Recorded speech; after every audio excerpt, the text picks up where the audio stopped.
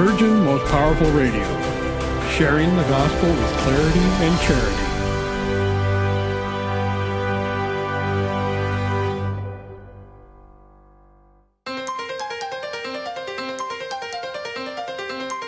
And now, Virgin Most Powerful Radio is pleased to present Hands-On Apologetics with renowned Catholic author and apologist, Gary Michuta.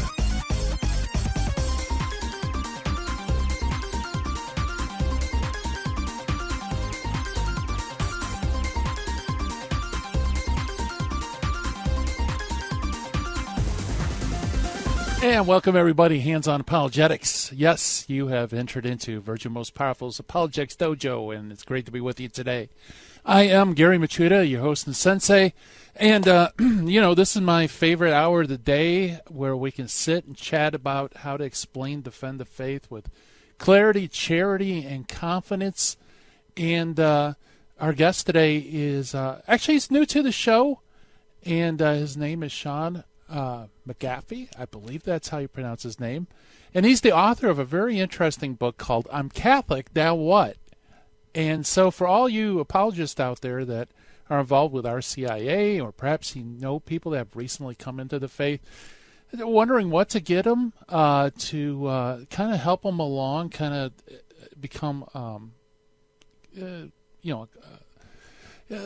start feeling like they fit in with the church, maybe fill in some loose details. Well, this, I think, is the book for you. And so we're going to talk to Shaun on the other side of the break about his book.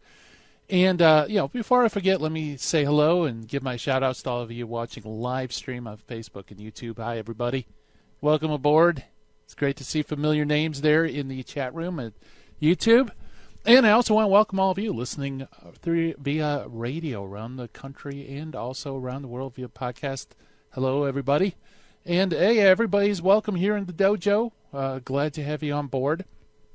So that's going to be fun. We're going to talk about that, and especially since he's a convert to Catholicism. So he can kind of, for us cradle Catholics, it's very difficult to kind of wrap our minds around how it is for someone who has no experience of the faith to come into the church, because it really is. The obstacles people face are very different than what you would expect. So I'm sure we're going to be talking about that on the other side of the break. Also, we do our critical thinking skills, and that portion of the program is called Defining the Fallacy.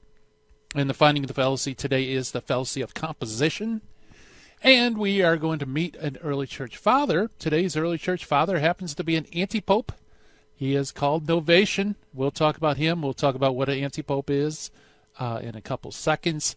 And before I forget, if you have a question for Shaun, give us a call, toll-free, 888-526-2151. That's 888-526-2151. Love to hear from you. Or you can always send us your emails. And by the way, I got some great emails. Please send them to questions at handsonapologetics.com. Let me say that again, because I looked at the screen and I got distracted, but it's questions at handsonapologetics.com. And, I love getting questions. Got some really cool ones. I love the simple ones, but my favorites are the ones I actually know the answers to.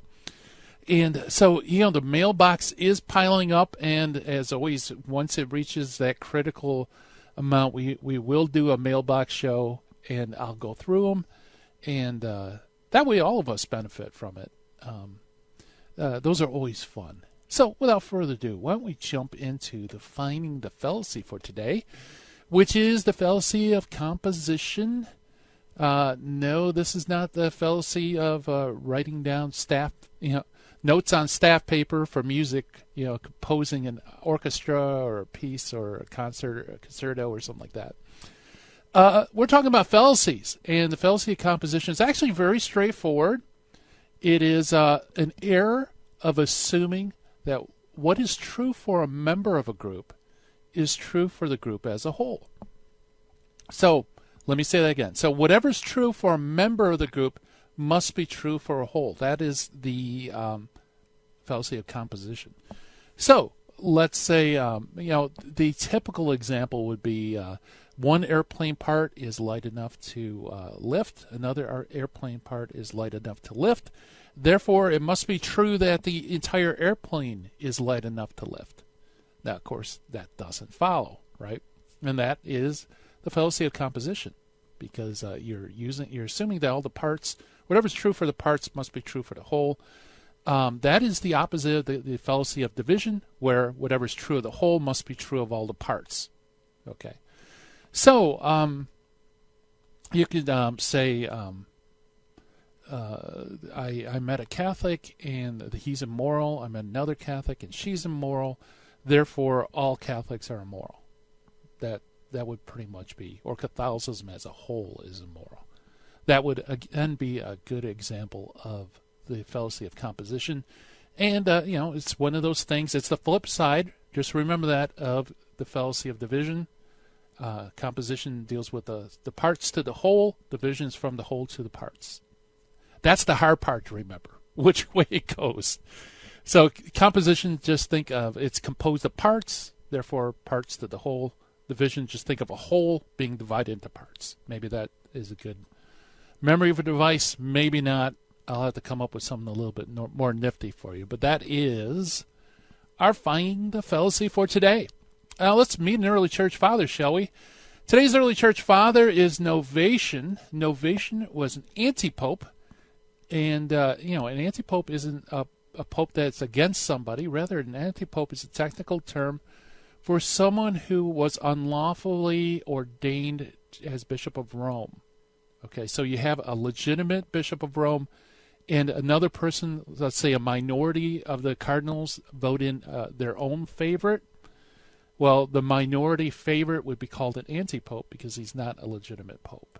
Okay, although he might claim to be. Now, there are a few anti-popes in history. Novatian is one. We first meet Novatian according to Jurgen's Faith of the Early Fathers. The more probably correct form of his name is Novatus. About the year 250 A.D., he was a priest of great prominence among the clergy of Rome.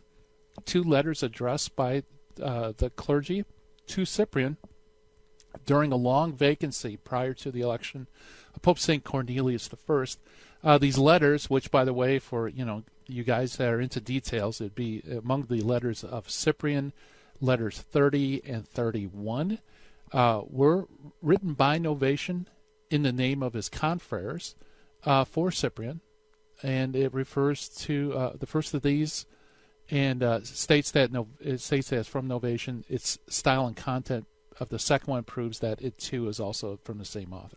So that's how we know how it is. Only one says it's from him, but we can tell by the style that it's basically both of them are from him. There's no doubt Novatian hoped to be made Bishop of Rome. And anyway, when Cornelius was elected in March of the year 251 AD and showed some attitude of leniency in regarding to the lapse, those are Catholics who, under persecution, repudiated the faith.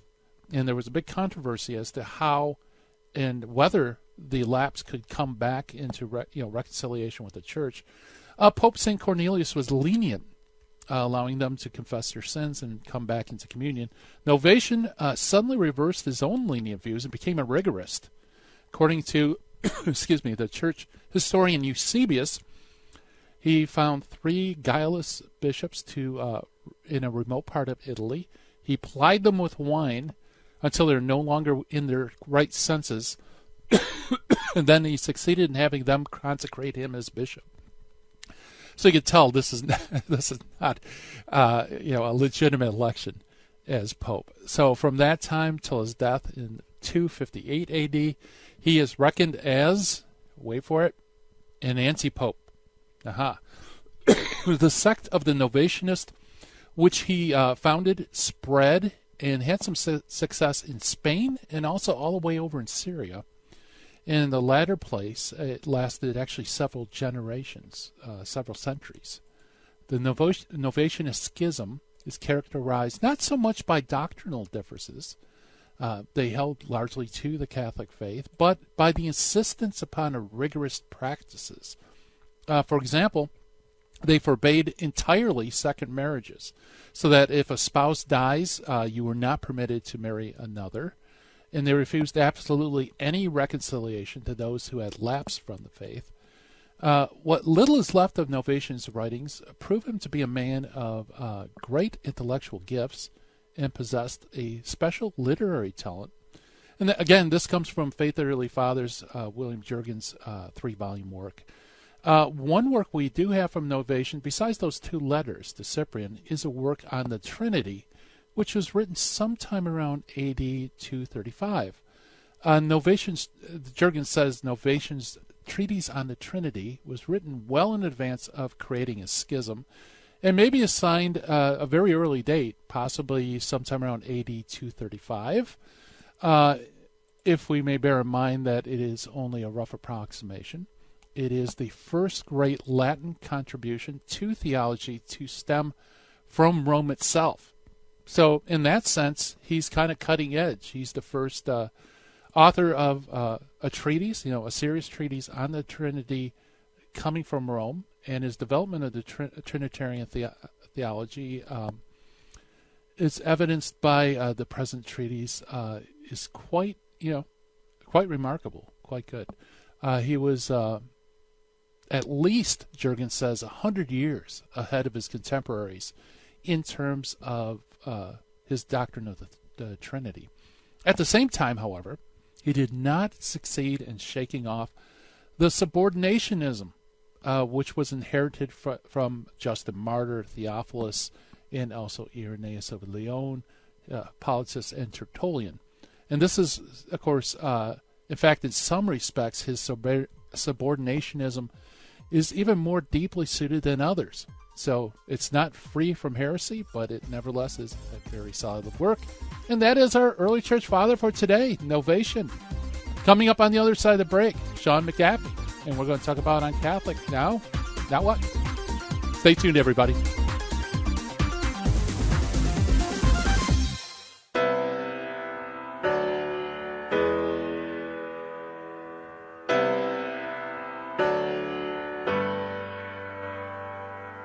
This is Matthew Arnold for Virgin Most Powerful Radio. This March, VMPR, in association with the Catholic Resource Center, will be hosting a special conference for the Adoramus Society. Adoramus at the Triduum, a conference on the spirituality of the Triduum liturgies, featuring speakers Father Joseph Fessio, Dr. Anthony Lillis, and Christopher Carstens, addressing such topics as developing a liturgical spirituality, the spirituality of Holy Thursday, the spirituality of Good Friday, and the spirituality of the Paschal Vigil and Easter season. It all takes place March 14, 2020, at the historic Sacred Heart Chapel at 381 West Center Street, Covina, California, 91723. You can register online at vmpr.org or call now at 877-526-2151 to reserve your seat today for Adoramus at the Triduum.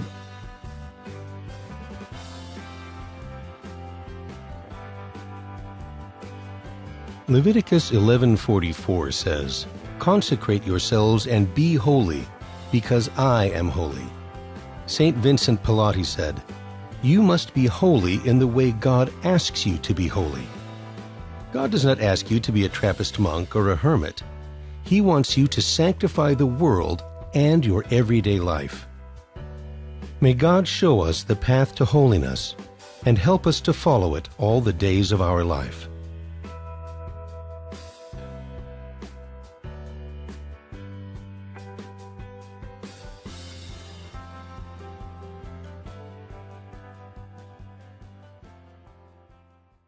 Buying or selling your home or your business property? This is Terry Barber. Real Estate for Life underwrites the Terry and Jesse Show, and they can connect you to one of 900 pro-life real estate agents around the world. And when they receive their referral fee, they will give 80% of it to a pro-life organization.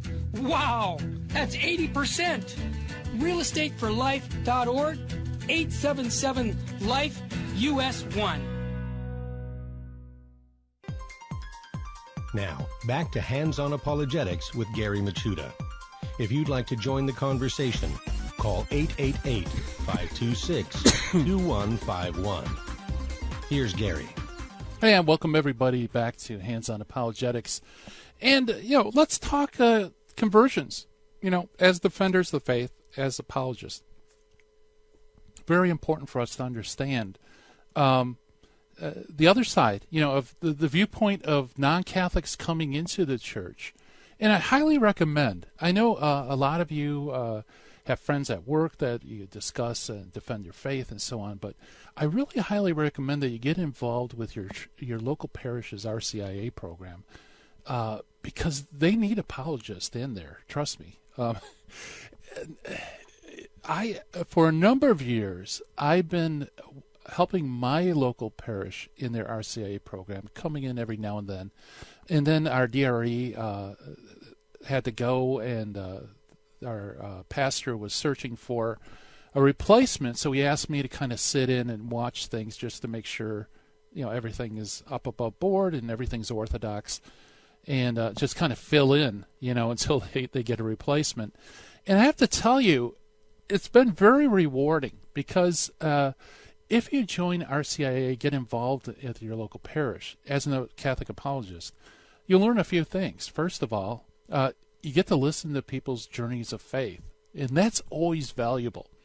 So you have people coming into church for all sorts of different reasons, and it's always remarkable to see how God's grace works in people to motivate them to become Catholic. It's not always intellectual conversions. Many times the conversions are their children are going to a Catholic school, and they feel like they're kind of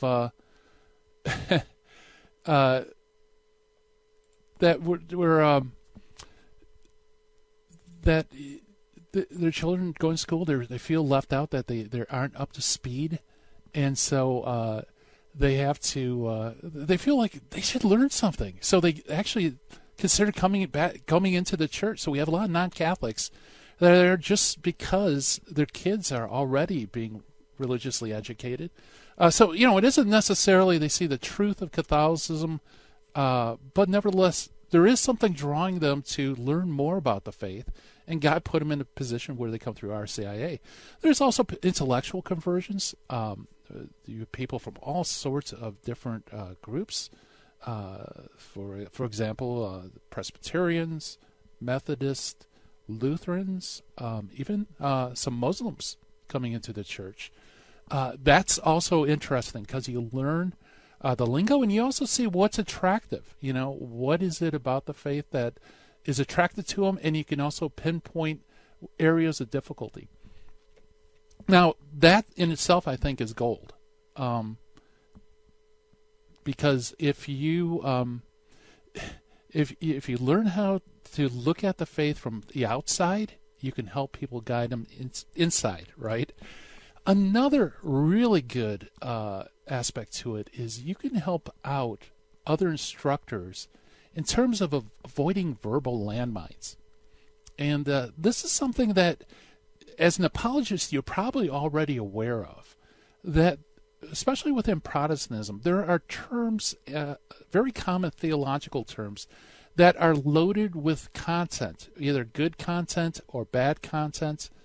And that's not only with Protestants, but also it's true for Jehovah's Witnesses, pseudo-Christian groups, because they'll take the term Trinity and they will load it with negative content.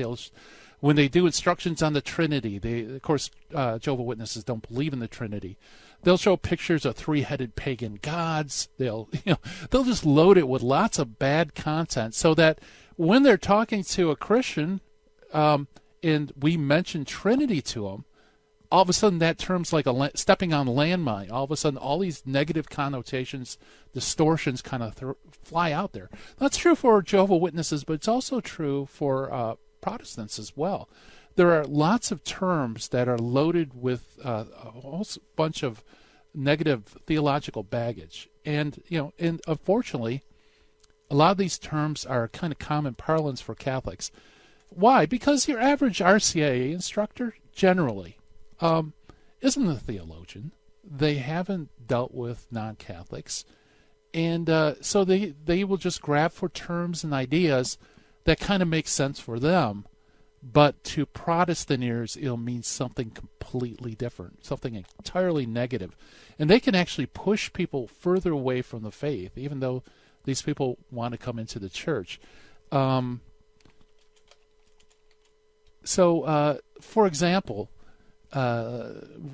when there was a class where we were talking about grace, and the instructor said something about that, about earning salvation, right? And I knew what he meant, but to Protestant ears, that's a huge landmine. Any kind of earning, anything that sounds like we're pulling ourselves up by our own bootstraps, that just that immediately shouts, Christ is not sufficient. This is false. This is a false gospel, because that's what they've heard. It's like a common piñata that Protestants beat up. So being there, I was fortunate I could step in and kind of correct it, and say, well, I think a better way to explain it perhaps is more like this. And of course the instructor agreed with me, because that was what he or she was trying to convey. But there's all these terms, and to be an apologist in RCIA, I think, is incredibly helpful, because to be able to step in and clarify language or maybe emphases, in RCIA can help a lot of people who are on their way to the church. So that's important. So it's important, and of course, if you're an apologist and you go into RCA, you say you want to help out, you need to be humble too. Don't go in there like, okay, I'm going to be clarifying, I'm going to be in charge. You have to use you have to be diplomatic. You're there to help. Like, for example, sometimes I allow the instructors to maybe say things that aren't that clear, because that's fine. I'm not in charge.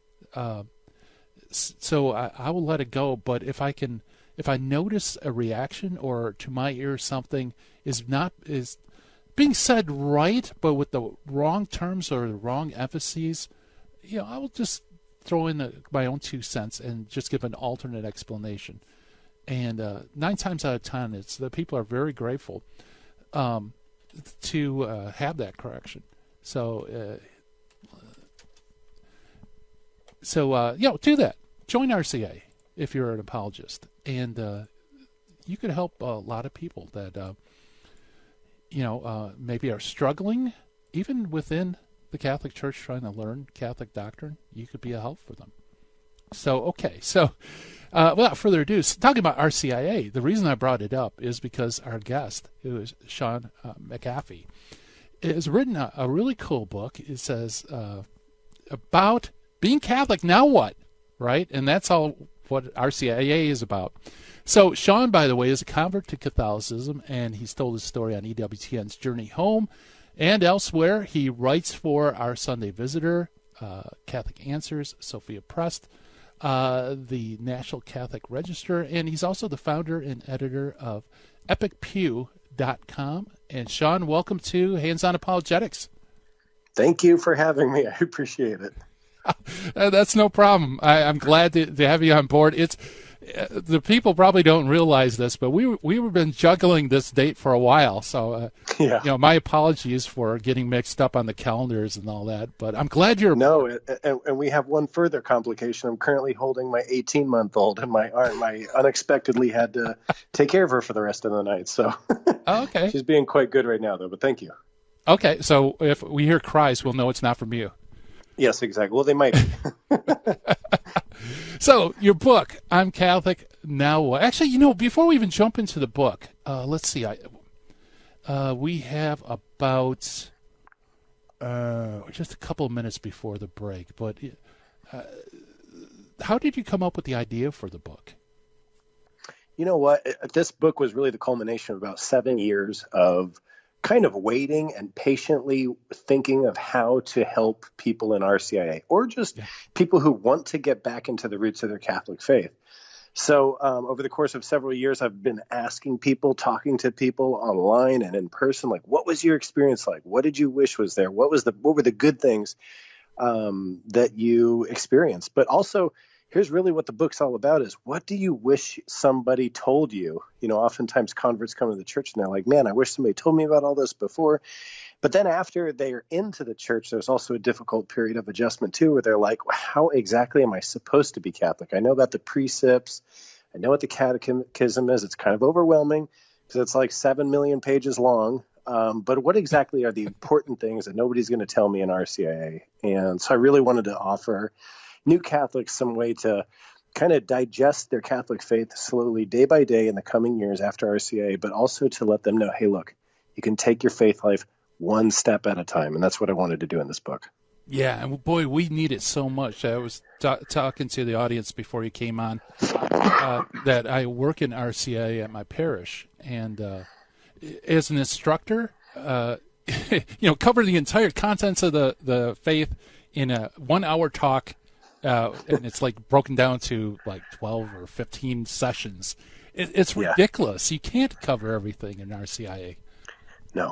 Nope. You can only cover, the really important stuff. And that's kind of a common complaint that people have. There's like, my RCIA program didn't cover enough. It didn't tell me all the things that I was supposed to know about the church's social teaching or moral teaching. And there's kind of a reason for that. There's a foundation that needs to be built. Like Christ says, we're not supposed to build our foundation on sand. And not to say all those others are sand, but there are huge rocks.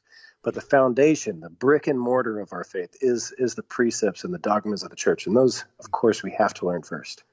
Yeah, and so you can only hit like the most core issues, at that, and even touch on it. So a lot goes. Obviously, we can't cover all the details. So that's why I love your book, is because you do go into all those details that would commonly not be covered. Yeah. Yep. Yeah. Yep. And there's a lot of them. There's the saints, and there's apologetics, like you're talking about. A lot of apologetics people need after RCIA. Then there's like social issues, moral issues, and there's a huge gamut. There's 9 sections in the book, and I think we adequately covered most of the things every Catholic should know.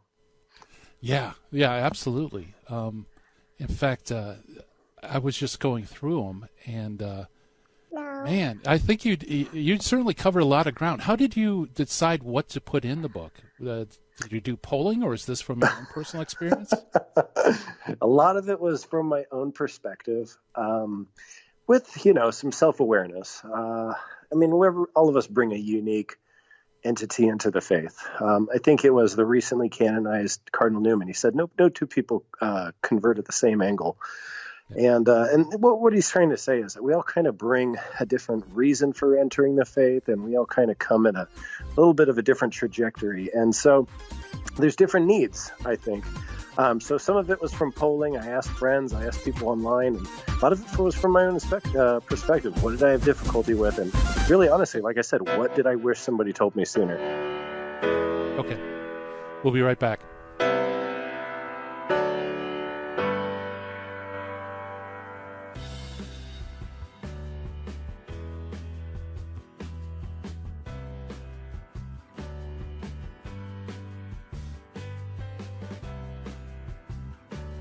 Hello, this is Terry Barber with the Terry and Jesse Show. I'm here with Gil Already. He is the president of the Catholic Men's Fellowship of California. Gil, we got a men's conference coming up. I appreciate you having me on, Terry, to share about our Rise Up, O Men of God, The Church for You Does Wait, Super Saturday Conference, and it's Saturday, March 28th in Covina at Sacred Heart Catholic Church, 344 West Workman Street in Covina, California. Who are the speakers? We have some great speakers lined up. We have Steve Ruda, former captain of the LA Fire Department. He's dynamic. He's energetic. He will really keep the conference moving. We have Monsignor Tim Nichols, the pastor from St. John Vianney's. He's dynamic. Mark McElrath, Father Darren Merlino, a trained exorcist. Charlie Eshelman, a past Navy SEAL. We have Deacon Omar Uriati, who is from our parish, St. Louis de Marillac, and Father Joseph Shea. And I'll be there myself, giving a little plug for Virgin Most Powerful. You can reach us at catholicmen.org. Tickets are on sale there. Just follow the link. Tickets are on sale at eventbrite.com. Just be sure to get your tickets now till the 31st for $35 and $45 after that till the day of the conference. Sign up for this men's conference. Call Gil at 626-841-9090. I'll be sure to answer your call and give you all the information you need for the Rise Up, O Men of God, for You the Church Does Wait conference. Thank you, Terry. Appreciate your help. God bless you.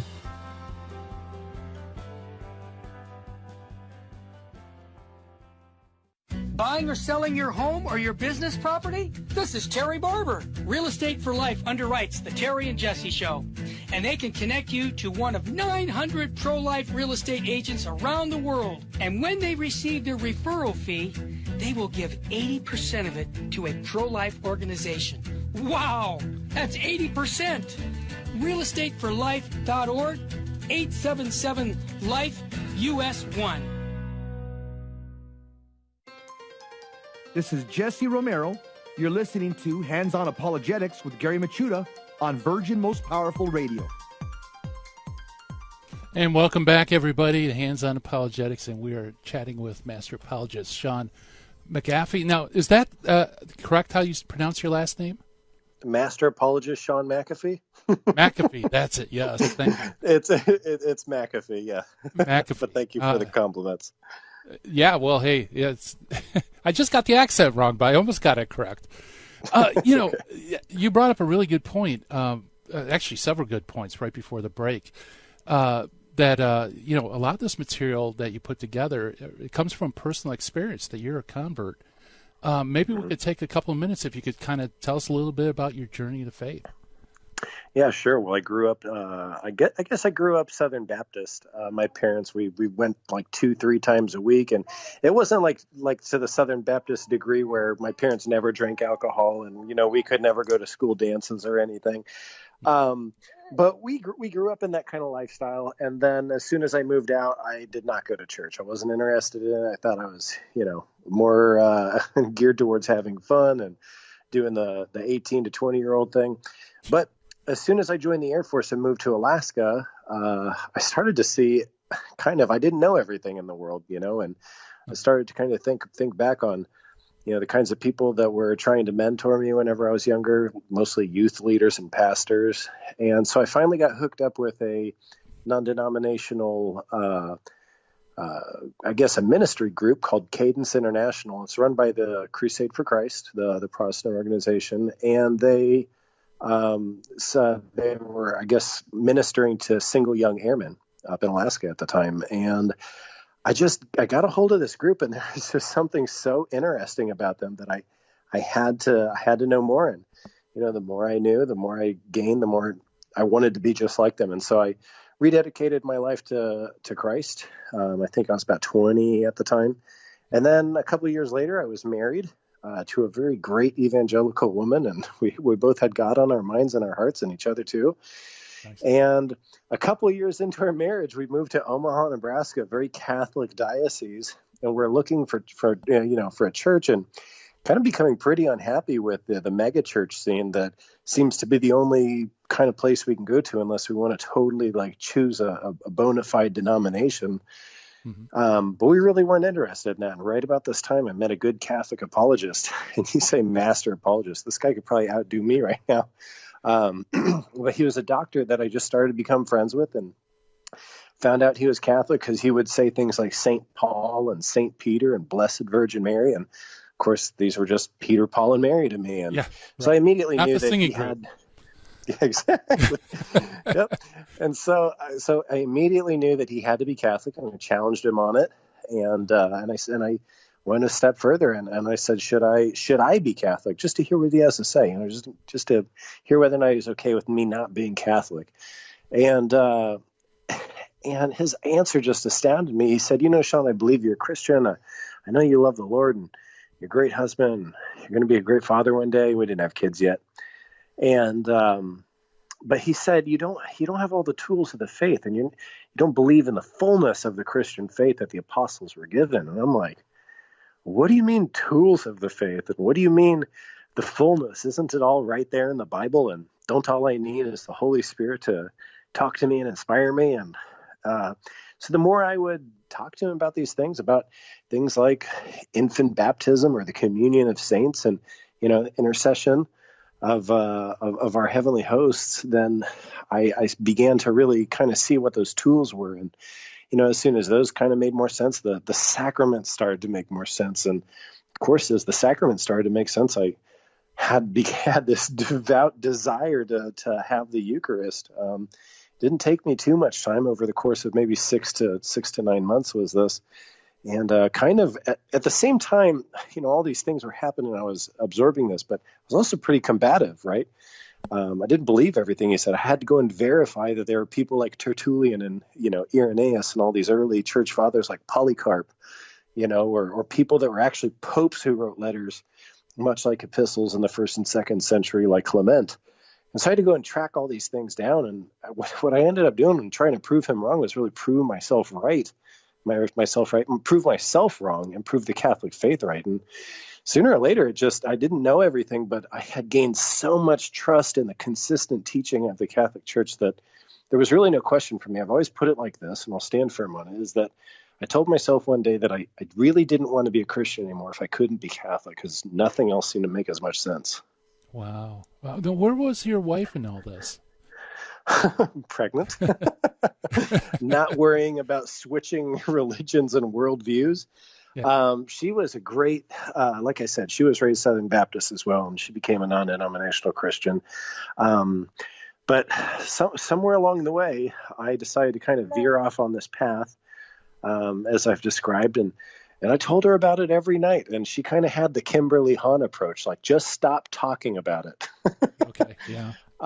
And so I did kind of make her that promise to kind of quit being a fanatic about it and let her come to it in her own time, Right. Back to that Saint John Henry Newman quote, everybody comes at their own angle, and so did she.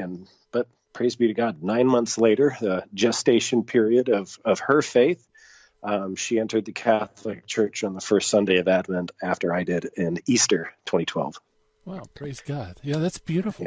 Yeah. That's often when one spouse starts investigating Catholicism and their faith life becomes transformed, sometimes they forget about, bringing their other spouse along with them. So at least, you tried, and she said, give me room. And, by you doing that, she made it to the same destination, which is beautiful. Yeah, some people will kind of slam this as heterodoxy, in the form of, I guess, being an apologist. But I think that silence does have a persuasive role when you respect somebody's time, and whenever you give them the opportunity to digest things as God is revealing it to them. I do believe that can be a very persuasive thing. Oh yeah, absolutely. Yeah, you can't coerce people to believe. It's grace. And in God's own time. So you mentioned something interesting that I think is great with your book, and this is something a lot of cradle Catholics don't realize. There is a kind of different lingo going on between how Catholics speak and Protestants speak. Yep. Like he mentioned St. Peter and St. Paul. Protestants don't do that. So the Protestant ears, it's like, okay, something's a little weird here. Yeah. Now, is that yeah? So that's a component too. Helping people kind of acclimatize to Catholicism is just learning the right words. Oh yeah, there's a huge lexicon that Catholics use that only the liturgical traditions like Anglican Episcopalians do.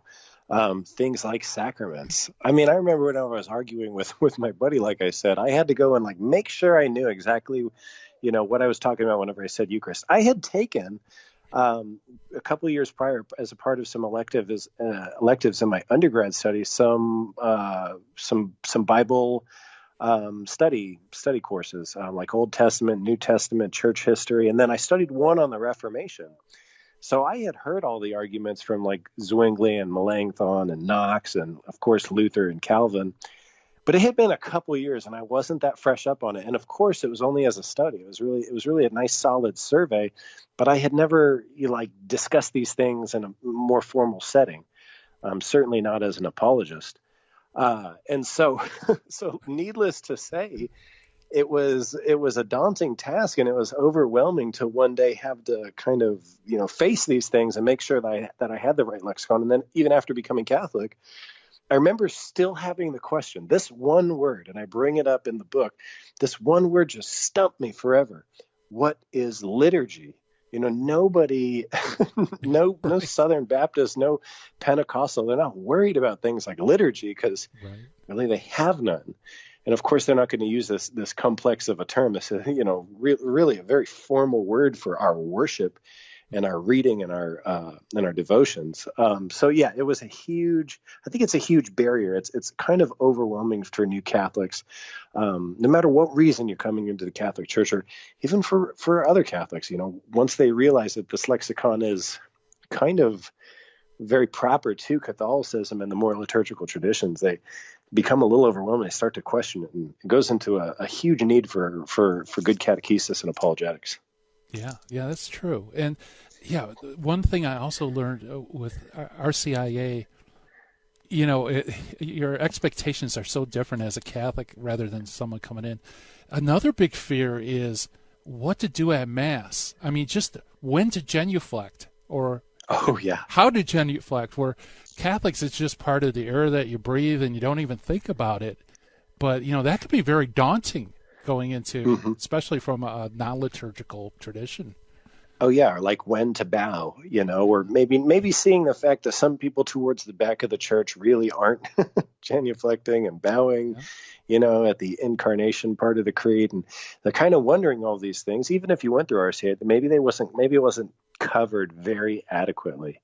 Or, whether or not you're supposed to bow or give a deep bow or genuflect, at the altar, what are the rules? And these are things that are somewhat unclear that, only an interested eye is really going to be able to get the answers out of. But it is super important because why? Why is it important? It's because our behaviors really transcend where our hearts are, right?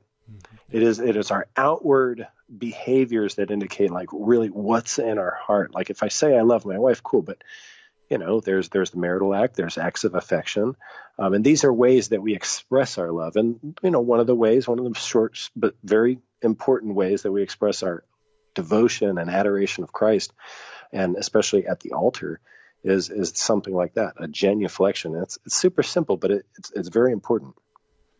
Yeah, very good. Yeah, and not only that, but like how and when and why.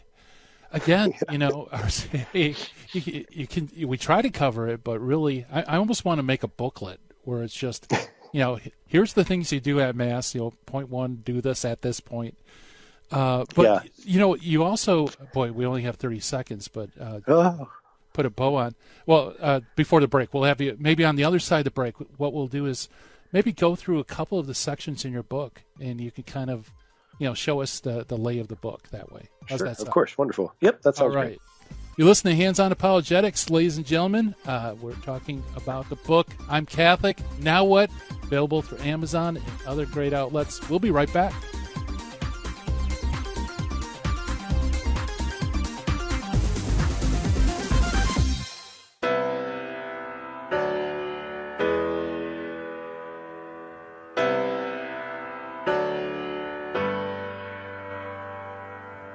Hi, this is Terry Barber. I want to share with you a wonderful program called The Legacy of Love and Devotion. Well, what is it? Well, it's where you share your life and love of your Catholic faith with your family for the next century and beyond.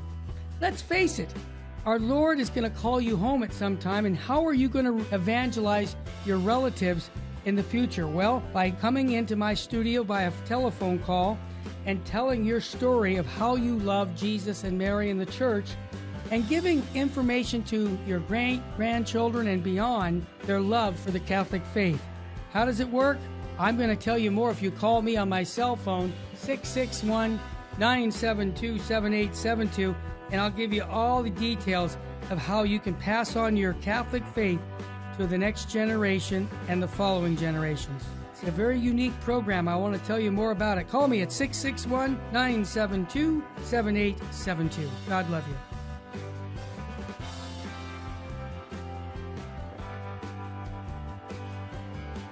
Jesus said to the apostles in Luke chapter 10, Whoever listens to you listens to me, and whoever rejects you rejects me. According to St. Boniface, in her voyage across the ocean of this world, the church is like a great ship being pounded by the waves of life's different stresses. Our duty is not to abandon ship, but to keep her on course. May our Lord help us remain ever faithful to His church, to aid and defend her.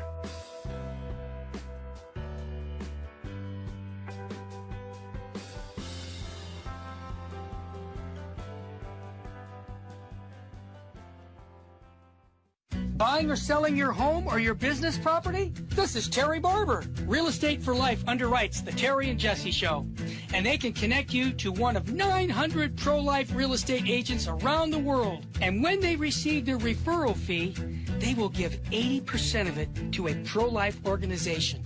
Wow, that's 80%. realestateforlife.org, 877-LIFE, US 1. Now, back to Hands-On Apologetics with Gary Machuda. If you'd like to join the conversation, call 888-526-2151. Here's Gary. And welcome back, everybody. We're chatting with Shaun McAfee about I'm Catholic, Now What? And it's put out by Our Sunday Visitor. This is such a great book, folks, because all of us have friends who come into the church, and what do you buy them? Now, Shaun, I don't know what you got as gifts, but usually people get like 30 rosaries, 2 crosses, you know. And this is the book to get because, man, you really do break down, a lot of the nitty gritty and like, okay, where do I go from here? Yeah. I know you didn't ask, it was more rhetorical, but I will tell you, the sacramentals are super important to get, upon Christian initiation, being received into the church. One book stood out to me that my deacon did buy me, and he did buy this for everybody.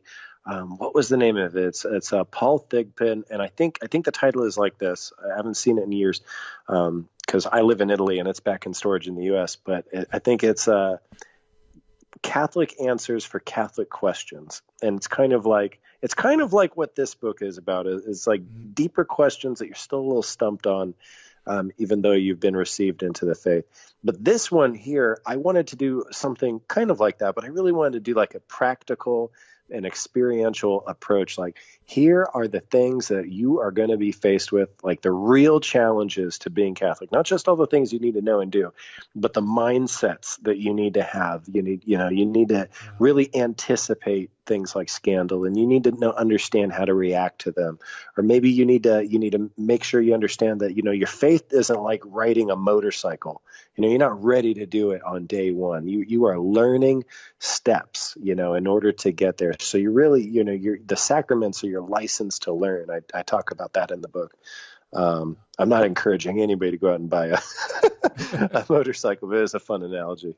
Yeah, no, let me read a couple. This is, I think just the titles alone. Under Getting Started, you have a license to learn, get a Bible and read it, and know your way around the catechism, know and practice the precepts of the church. Don't be afraid to genuflect. Things like that. It's almost like a to-do list on some of these sections. Don't be afraid to genuflect. What's that about?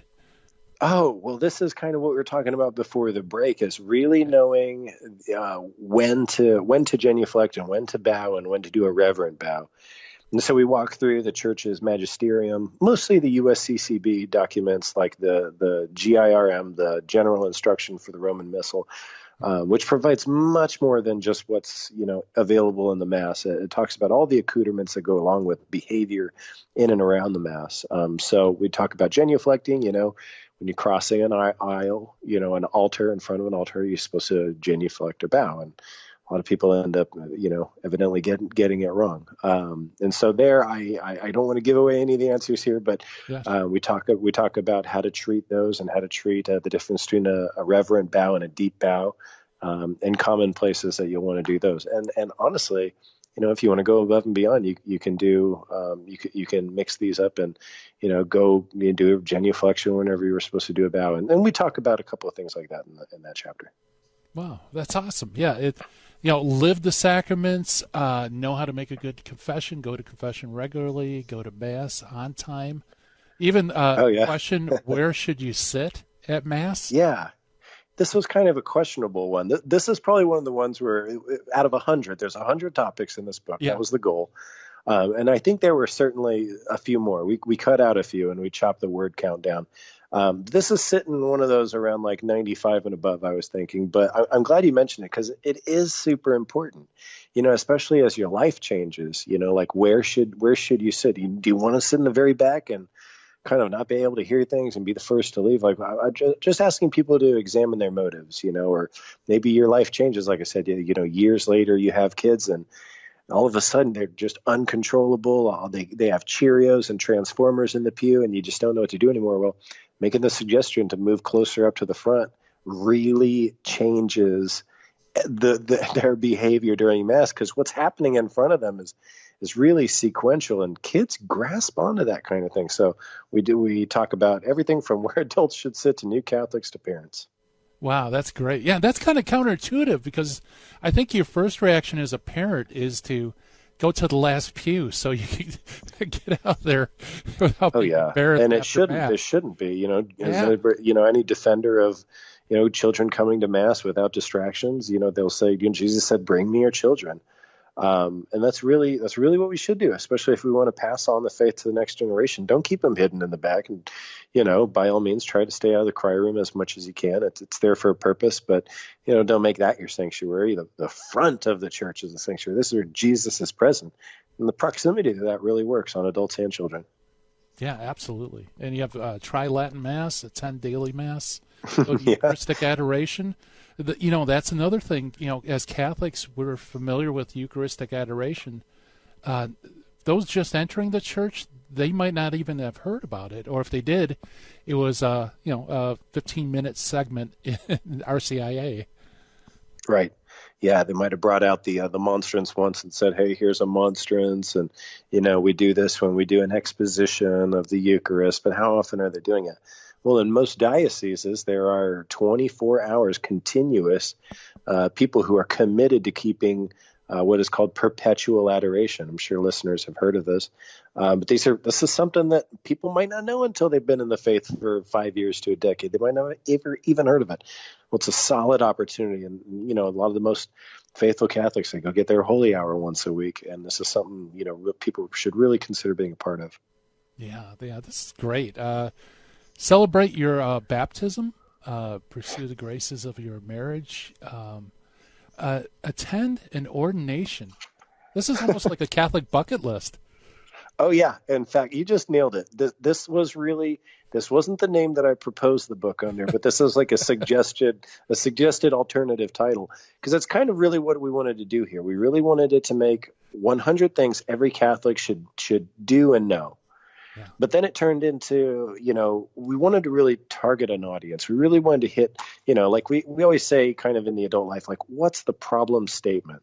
Like, what is this fix supposed to address? Like, what's the problem? And to me, that's really what Catholic books should do, is we shouldn't just kind of crank the mill and pump them out. We should really be addressing something specific. And so, we wanted to hit all these things that people should do, but what's the problem statement?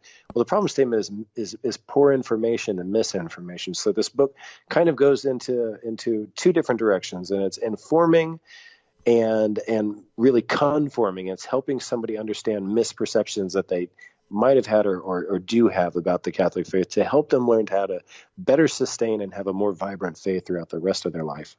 Yeah, absolutely. I've only attended one ordination. It was fantastic. So I imagine someone just coming into the church, that truly would be an experience. Well, and then they wouldn't even think about it, Gary. They would kind of think like, okay, this is something that happens in seminary, behind closed doors, like secret society stuff. Right. I mean, the very first time, I'll tell you, this is the truth, and I guarantee I'm not the only one. The very first time I even met a priest was whenever I met Father Donald Shane in the Diocese of Omaha. Great priest. He took me in, and I was there to really, because I expressed interest in the RCIA program. And I had to first meet the pastor because I was already well past the number of months. It was like January, and they had started in September or something. And so he wanted to meet me and figure out if I could kind of, be assumed into the program a little quicker, be assimilated. And it was the very first time I ever even saw a priest wearing the collar and the black, Wow. And I was a little like, whoa, they actually dress like this. I literally thought it was, maybe only in the movies or only on certain occasions. I don't know what I thought that for, now it's been like, almost 9 years, but Yeah. it's the truth. And so, yeah, going to an ordination is things that people would not even think about, but the whole diocese opens it up, or the seminary or wherever they're graduating opens it up. And they are truly brilliant occasions to really go and meet the new priests, to pray for them, to really see the continuity of our faith. It's like a visual baton being handed off with that concept of apostolic succession, as they are entrusted with a deeper sense of the priesthood of Christ. And it's something, every Catholic needs to, come to grips with, but also appreciate in that way. Also, as I point out there, why do you go? I mean, there's a really great benefit, and that's an indulgence. There's a plenary indulgence attached to it. So that's there for people to read.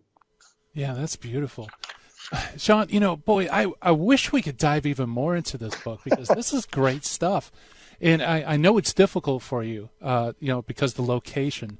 But I'd love to have you back on the program sometime so we could dig even more into it. Oh, absolutely. That would be great. Now, where can people get a hold of your book? You can go to Amazon and just order it there. I'm Catholic Now What? Or from the store on osvbookstore.com.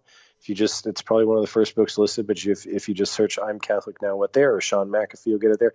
And listeners, if you go to osvbookstore.com and search this book, you can get a 20% discount right now if you type in I'm Catholic, and then you get 20% off at free shipping, I think. So that's a great deal. Yeah, absolutely. Well, Shaun, thank you so much for coming on the program. I really appreciate it. Gary, it's been a pleasure. Thank you. All right. Yeah, Shaun McAfee, and the book is I'm Catholic Now What? I highly recommend this, folks, especially if you know people are coming into the faith or maybe recently come into faith. This is like almost a must-have gift, because like Shaun mentioned, devotionals, rosaries, things like that, very important. But this book gives them a roadmap, a bucket list, kind of an outline of where to go. So check out the book. Go to Amazon. Go to Our Sunday Visitor.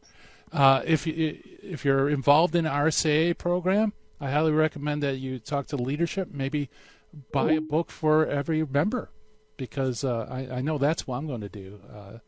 It'd make a wonderful, wonderful baptism gift, or RCIA gift. So check it out. We're into recommending great resources, and this was on my list. And thank you, Shaun, for coming on the program. Tomorrow, the fun continues. We have super master apologist Carl Keating coming on, the guy who started modern Catholic apologetics. He's going to come on. We're going to do our great book series. The book we're going to talk about is Butler's work on infallibility and the church. That's going to be tons of fun with Carl. He's always a great guest. And, boy, the hour has flown. It's already gone. It's hard to believe. It's time for me to shut down the Midwest Command Center here, turn down the dojo lights. It's been a pleasure being with you. Thank you so much for listening to the program.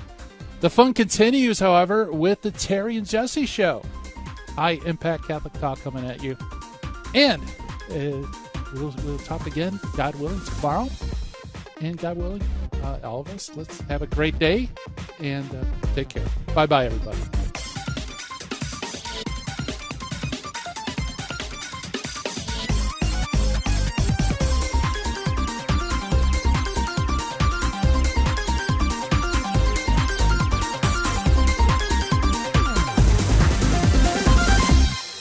In the 1990s, I lived and worked in Hollywood. But when my wife Betty's mom took ill, we relocated to Orange County. And it was during this time in our lives that I converted to Catholicism.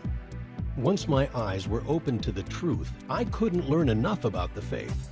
But I had less free time than ever, especially with a long commute.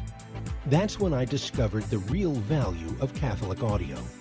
listening to cassette tapes transformed my daily commute into a miniature retreat. And that's the beauty of Virgin Most Powerful Radio today. Since the podcasts are archived, you can listen anytime on our smartphone app. I know how listening to Catholic audio can bring you closer to Christ and His Church. So I encourage you to visit the App Store or go to vmpr.org and download the app today. It just might change your life. I'm Matthew Arnold for Virgin Most Powerful Radio.